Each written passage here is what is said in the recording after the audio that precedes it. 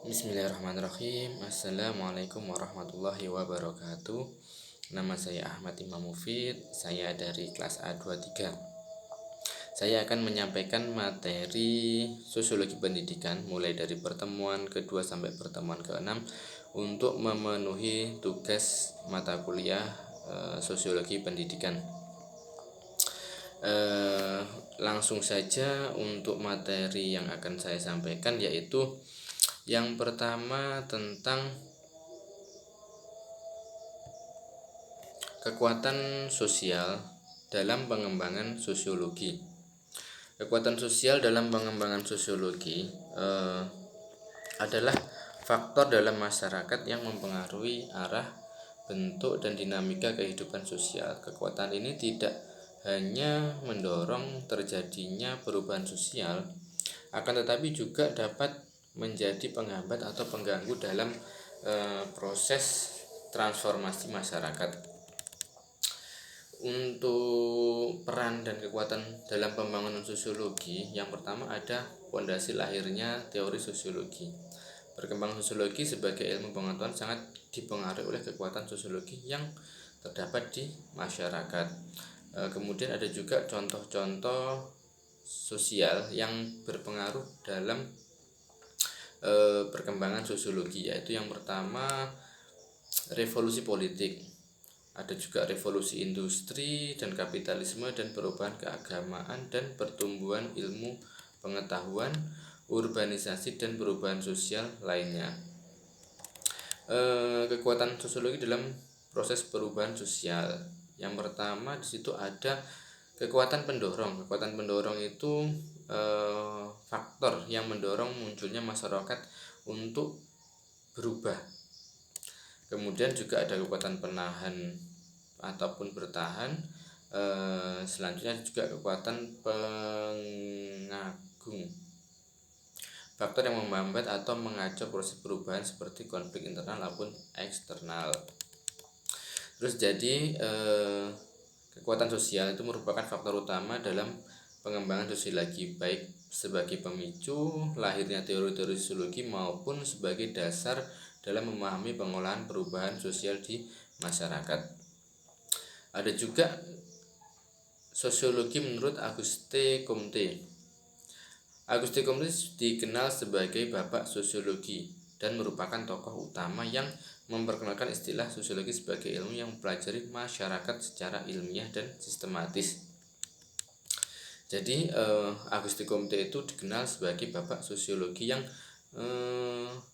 mengajarkan sosiologi itu sebagai ilmu yang mempelajari masyarakat secara ilmiah. Kemudian cara pemikiran Auguste Comte, yang pertama ada sosiologi sebagai ilmu positif. Comte menegaskan bahwa sosiologi harus menjadi ilmu yang positif, artinya mempelajari masyarakat berdasarkan observasi, pengamatan empiris, dan verifikasi ilmiah, bukan hanya sekedar spekulasi atau metafisika.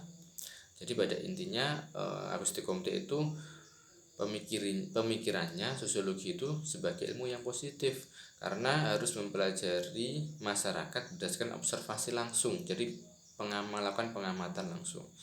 Yang kedua, hukum 3 tahap perkembangan masyarakat. Yang pertama ada tahap teologis ataupun masyarakat menjelaskan fenomena dengan kekuatan supranatural atau dewa-dewi. Kemudian metafisis, penjelasan beralih ke konsep-konsep abstrak dan kekuatan alam. Ada juga tahap positif ataupun pengetahuan didasarkan pada observasi fakta dan hukum-hukum ilmiah.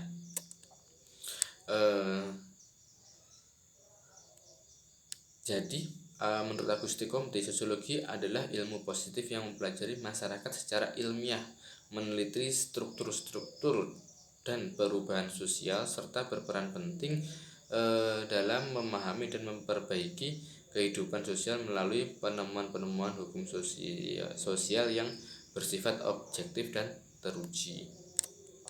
Selanjutnya ada sosiologi menurut Ibnu Khaldun. Ibnu Khaldun adalah pemikir muslim yang dianggap sebagai pelopor sosiologi dan sejarah sosial. Gagasannya dituangkan dalam karya monumental Muqaddimah dan membahas secara mendalam hubungan antara masyarakat, peradaban, dan dinamika sosial. Ibnu Khaldun berpendapat sosiologi sebagai ilmu tentang solidaritas sosial. Menurut Ibnu Khaldun, inti dari sosiologi adalah mempelajari solidaritas sosial ataupun asyabiah. Asyabiah adalah semangat kebersamaan, persatuan, dan solidaritas yang mengikat suatu kelompok baik karena ikatan darah, persamaan nasib, maupun tujuan bersama. Selanjutnya itu pendidikan sebagai sebuah fakta sosial. Pendidikan sebagai fakta sosial berarti bahwa pendidikan bukan hanya proses pembelajaran individual, tetapi juga merupakan fenomena sosial yang melekat dan berperan penting dalam struktur masyarakat. Konsep ini mengacu pada pandangan sosiologi Emil Durkheim yang menyatakan bahwa fakta sosial adalah cara bertindak, berpikir, berperilaku yang berada di luar individu, namun pengaruh dan mengatur kehidupan sosial secara kolektif. Jadi pendidikan sebagai fakta sosial adalah suatu kenyataan sosial yang bersifat objektif dan berpengaruh luas dalam kehidupan masyarakat. Pendidikan tidak hanya membentuk individu secara profesional, tapi juga berperan dalam menjaga keteraturan sosial, mentransformasikan budaya, dan mendorong perubahan sosial. Kemudian selanjutnya, mengapa mahasiswa perlu mengkaji sosiologi pendidikan? Mahasiswa perlu mengkaji sosiologi pendidikan karena bidang ini memberikan pemahaman mendalam tentang hubungan antara pendidikan, masyarakat, serta bagaimana faktor-faktor sosial mempengaruhi proses pendidikan. Jadi mahasiswa itu perlu mengkaji sosiologi pendidikan karena apa? Kita harus belajar ataupun mempelajari lebih mendalam tentang hubungan antara pendidikan dan masyarakat, karena itu sebagai faktor-faktor yang mempengaruhi proses pendidikan. Berikut ada beberapa alasan utama untuk mahasiswa mempelajari atau mengkaji sosiologi pendidikan. Yang pertama, memahami dinamika sosial dalam pendidikan, mengidentifikasi masalah sosial mengaruhi pendidikan, mendukung perkembangan kebijakan manajemen pendidikan, meningkatkan kesadaran sosial kritis, menjadi dasar penelitian dan pengembangan kurikulum, mempersiapkan mahasiswa sebagai agen perubahan sosial. Jadi mengkaji sosiologi pendidikan sangat penting bagi mahasiswa. Karena apa? Untuk memahami kompleksitas pendidikan sebagai fenomena ataupun sebagai suatu fenomena sosial, mengidentifikasi dan mengatasi masalah sosial yang terkait, serta berkontribusi dengan pengembangan sistem pendidikan yang lebih efektif dan berkeadilan. Sejarah munculnya sosiologi pendidikan. Sejarah munculnya sosiologi pendidikan ialah karena berkembangnya pengaruh kondisi masyarakat Eropa, terutama pada masa revolusi industri dan revolusi kesadaran di abad ke-18 dan ke-19. Perubahan sosial yang cepat pada masa itu menyebabkan kelemahan nilai-nilai dan norma tradisional, sehingga integritas sosial menjadi retak dan muncul berbagai patologi sosial.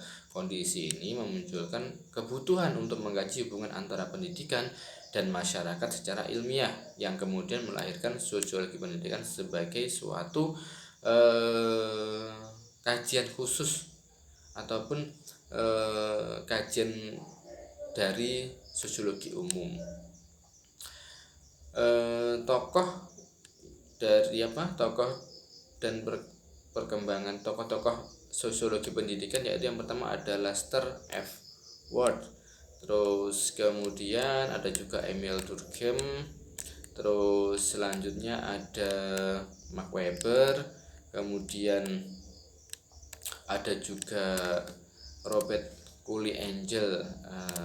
Itu semua adalah